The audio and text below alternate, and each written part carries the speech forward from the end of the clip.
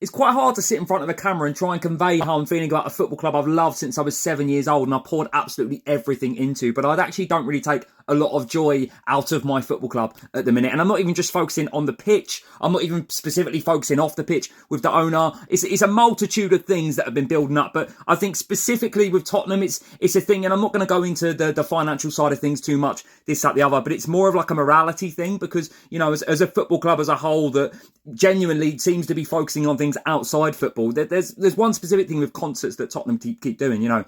We had Travis Scott concerts, I think it was last year. I got a lot of backlash before when I made a video about this, you know. He's not a very nice man. There's a lot of stuff about him, you know, inciting violence, this, that, the other. I'm not going to go on too much about that because I've spoken about it already, this, that, the other. And then you've got Chris Brown performing at Tottenham. I think it's either this summer or next summer. I don't even take too much notice of the specific dates because I don't really care for it. You know, on it's money for the club, this, that, the other, blah, blah, blah. But he's a horrible human being as well, genuinely. Like, you know, it's pretty evident that, you know, he assaulted Rihanna all those years ago. I'm pretty certain he was charged with that. There's multiple assault allegations against him. He's had sexual assault allegations against him as well. As a whole, he's not a very good human being. And Tottenham as a whole aren't getting a lot of things right now in general, on the pitch, off the pitch, whatever. But this genuinely does not fill me with anything good at all. I don't even take pleasure from potential revenue coming into the club from this because he's not a nice human being. Like, I don't understand how this man is still out there as a musician that people like and people respect. And I'm quite happy to take things from strangers on the internet having a go at me saying I'm just jealous.